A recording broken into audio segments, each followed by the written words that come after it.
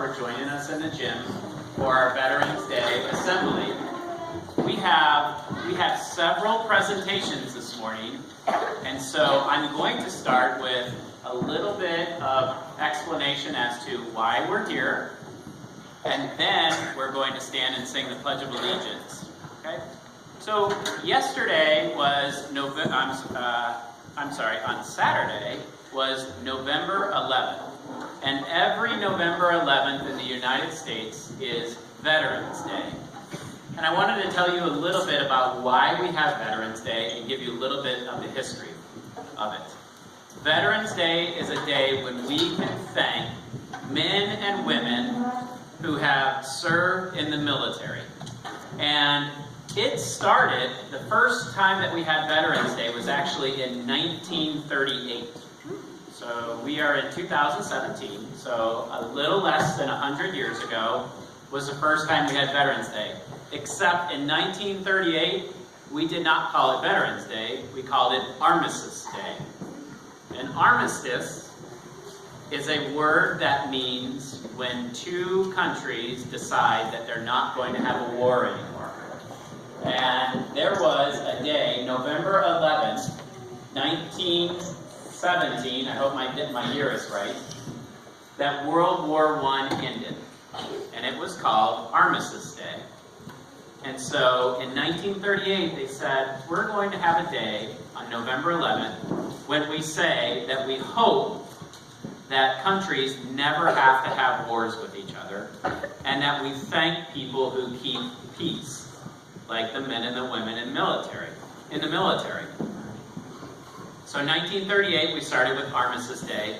And in 1954, President Eisenhower decided that he was going to rename it. And he renamed it Veterans Day. And that's what we have every November 11th. We have Veterans Day. We get to thank men and women who served in the military. What I'd like to do, we have several veterans that we're going to recognize. We're going to recognize them a few different ways. But the first thing that I'd like to do is ask everyone to stand and see if you can find a flag in the gym. And then what I need you to do is, we're going to say the Pledge of Allegiance. And if you don't know it, you can listen to your friends along and we're going to say it together. I'm going to go ahead and start, and then we can all start saying it together. Okay? I pledge allegiance to the flag of the United States of America and to the republic for which it stands, one nation, under God, indivisible, with liberty and justice for all. Thank you.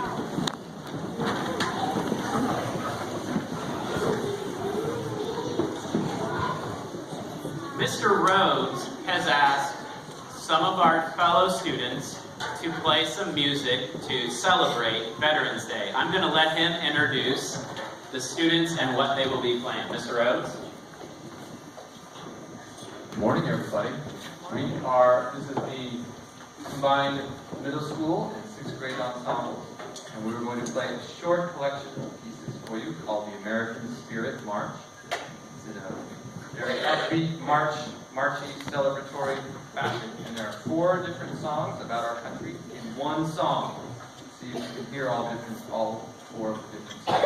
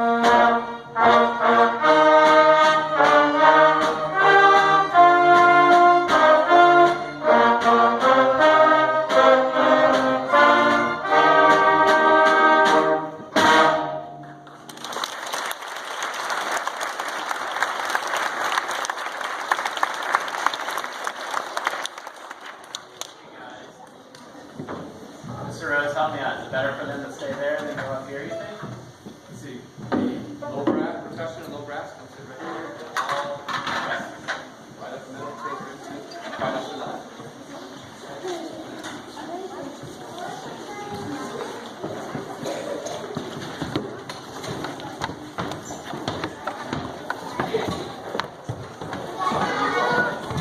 Sit down.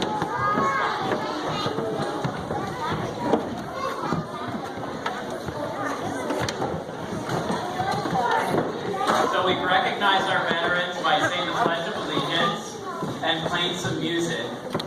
The other thing that we often can do is in our classes we can also do things that recognize veterans. And I had 2 students in the first level come to me a couple of weeks ago and said that they had been researching a topic that has a connection to Veterans Day.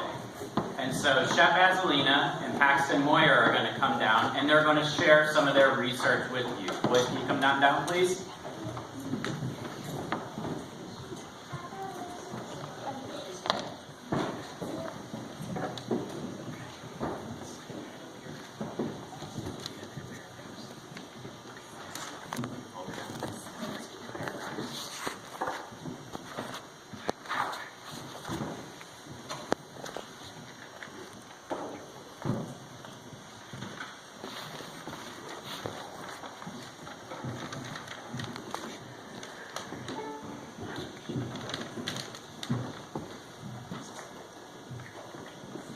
No one died in the attack of Fort Sumter.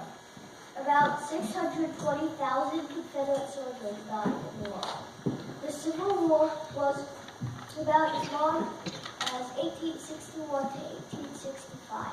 Abraham Lincoln was president during the Civil War. The Confederate Constitution was signed by 44 representatives in different states. The Union Army won the war. Slavery was stopped after the Civil War.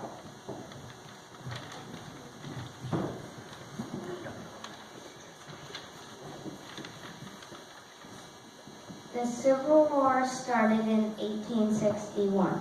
The first major battle of the Civil War was the Battle of Bull Run. People had to choose which side they would be on. It ended in 1865. The Union won the war.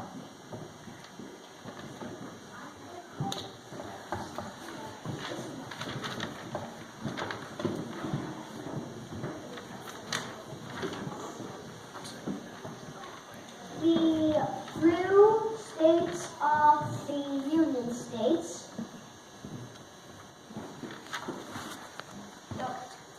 The orange states are the Confederate states. The green states are not states yet. They were still territories. The people who lived there did not have parts in the war, but the area was used in the war.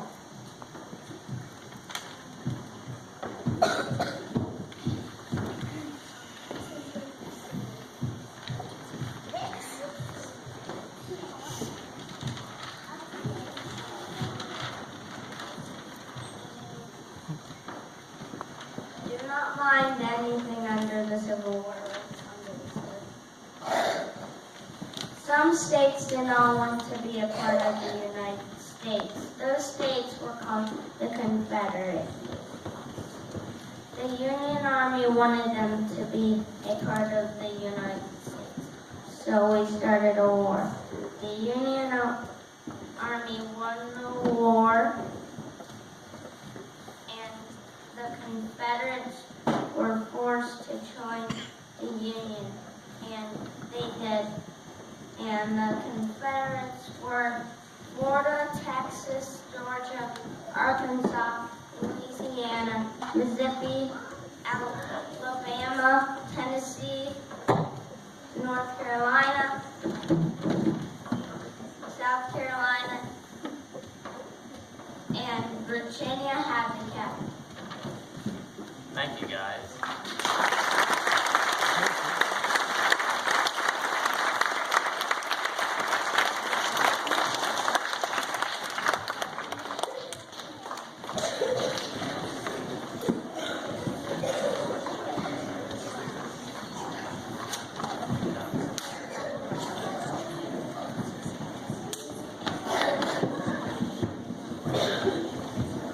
see, Shep and Paxton were studying the Civil War, in which a lot of soldiers, a lot of people in the military took a part.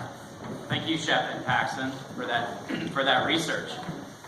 Mrs. G's class has also been doing some work on Veterans Day, and they would like to share a poem and sing a brief song. Well, all last week, our class has been learning about veterans and what they do and why we honor them and why they're so important to us. And after we learned about it, we had a lot of discussions and came up with words and sentences to describe the veterans, which we then formed into a poem. And they've elected me to read. Ode to our veterans. They leave their homes and go far away to protect us so we are safe each night and every day. Here at home and in far-off lands, they fight for freedom, are glad to say they are courageous, proud, and brave. They live a rough and dangerous life, sometimes fighting all through the night. No dinners, breakfasts, or even a lunch until the bad guys are all crunched. They fight in jungles, deserts, mountains, and seas, driving tanks, airplanes, ships, and Humvees. They miss the kisses and the hugs from the ones they truly love. No trophies for the women and men who stand tall and do not bend at the enemies that come near. Only medals can they wear. We thank them all for fought for us. We know it was not easy. They gave up much so we can live a life of easy peasy. We remember, on this day, you fought for our freedom, you fought for our freedom. We thank you. Thank you.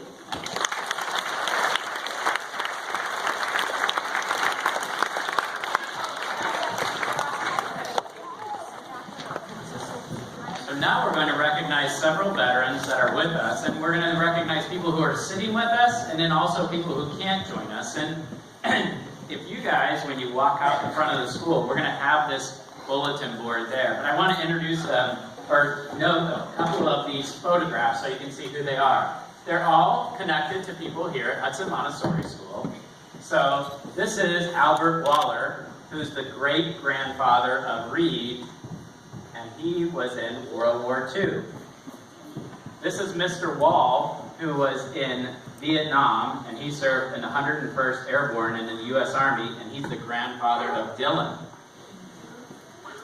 This is Lindsay Strudwick, who is the grandfather of Reed and was in Vietnam.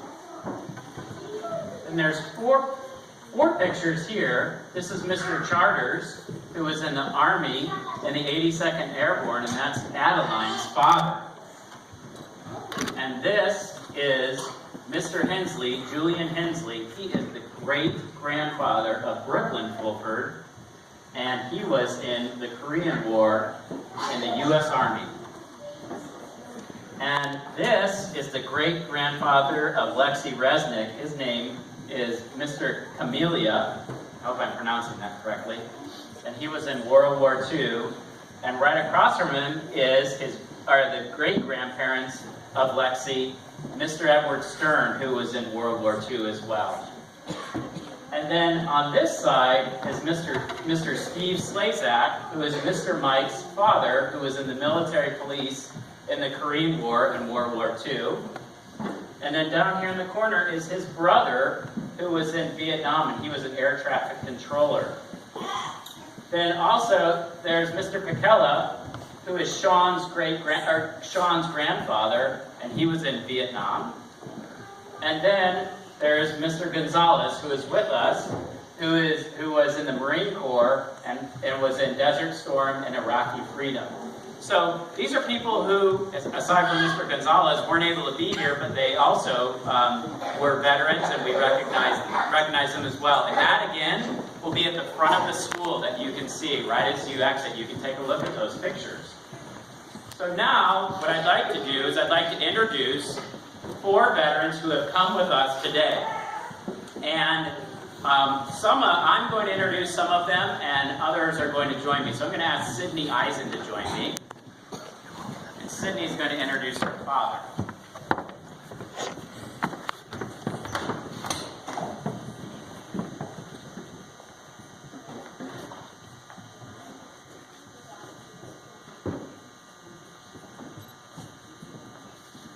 My dad spent 7 years in the military. He was on active duty for 2 years in the Army, followed by a year in the Army Reserves. After a break in service, he spent another 4 years in the Navy Reserves.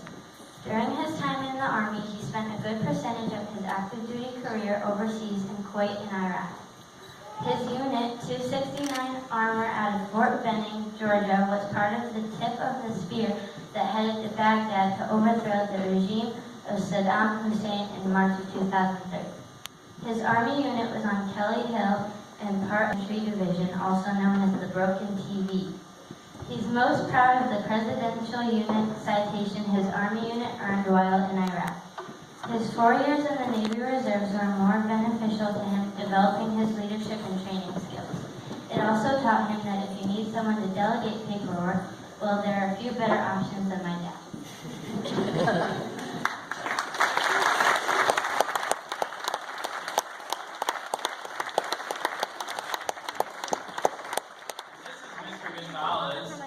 Mr. Gonzalez is Miss Gonzalez is Miss G's husband.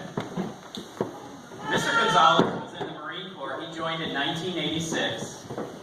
He went into the Corps as an infantryman. After infantry training school, he was sent to the 1st Battalion, 4th Marine Raiders Special Operations Group. Did I say that right? Thank you. He was deployed to the Persian Gulf to defend against Iranian attacks. Then he was deployed to Thailand for 10 months. He came back to the United States, and the Marines retired the colors of the 1st Battalion, 4th Marine Raiders Special Operations Group. He was then attached to the 3rd Battalion, 7th Marines, and they were deployed to the Philippines to protect America. He then went to Saudi Arabia to liberate Kuwait. We thank Mr. Gonzalez for his service.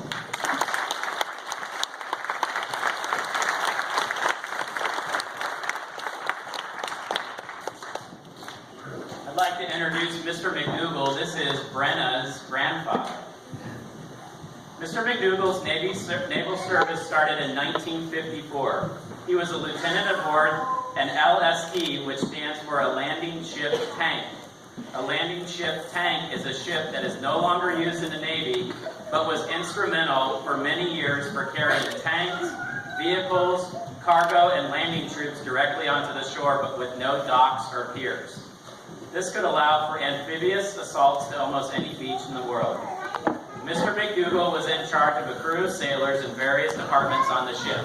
He retired from active duty in 1957 and then was a reservist until 1963.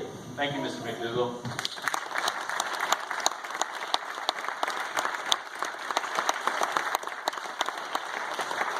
And then lastly, this is Mr. Smith. This is Nick's dad. Mr. Smith served in the U.S. Army for 11 years, leaving as a captain in 2005. He worked mainly as a combat engineer platoon leader. Combat engineers work with demolitions to clear obstacles for friendly forces. Mr. Smith deployed to Iraq in 2004 as part of Operation Iraqi Freedom. His mission there was mainly to work with explosive ordnance disposal teams to find and destroy roadside bombs, also known as IEDs, and munitions that might be used to make them. We thank Mr. Smith for his service. I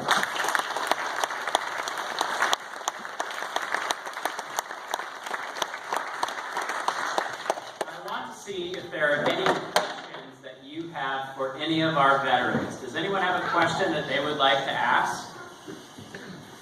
Parker, can you stand up, please? Thank you. I would like to ask a question about how long have all the veterans been working? In the military? Wow, okay. So let's see if we can figure it out. Mr. Gonzalez, how many years were you in the military? I was in the Corps for 5.5 years. 5.5 years. Mr. Eisen? 7 total. 7 total. 11. 11. So help me out. 5, 7, and 11. Is someone doing the math with me in their head? 7. So we have 5, 7, 11, and 7. How much was that? 22 and a half. 30. 30 years collectively here sitting in this room. Isn't that amazing? That's a good question.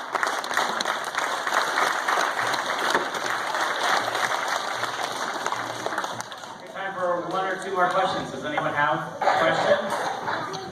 Henry? No? Oh, go ahead.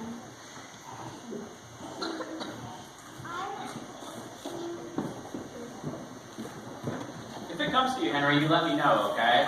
I'd like to ask Mr. McDougall a question. Mr. McDougall, do you mind telling us why you joined the Navy? I graduated from college in 1954, and then I became eligible for the draft. I had 4 older brothers that were in the French War of World War II. They advised me I should prepare for military service because I was drafted, and they recommended the Navy, and it was a great recommendation because we saw a lot of the world, and fortunately we were not engaged in deathly relations.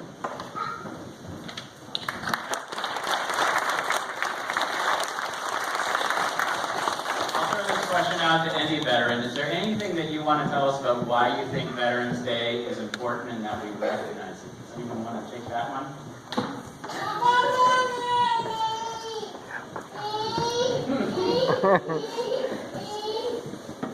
Mr. Smith? I think Veterans Day is important because in different parts of the country there aren't necessarily a lot of military bases or families. And so a lot of people don't really have much exposure to folks that are in the military or see the people that they know or friends of theirs might be serving. And so Veterans Day is a time for us to be reminded of that, and also to remember that a lot of families have loved ones that are overseas that are serving and protecting the country, and to remember and support those families as well.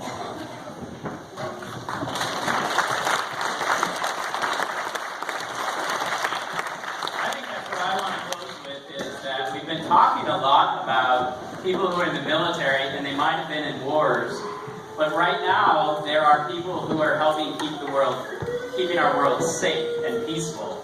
So even though we might not have a world war going on right now, or a civil war like Shep and Paxton were telling us about, there are thousands of people, like Mr. Smith said, that are serving in the military, helping to keep us safe, and they may not be with their families right now, which is really tough.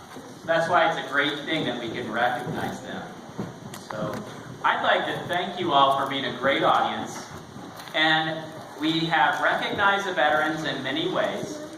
Another way that you can do this, if you would like, is just a simple sign of gratitude. And if you would like, when you walk out, if you would like to shake the veterans' hands and thank them for helping serve our country, you are welcome to do so. But why don't we give one more round of applause for the veterans.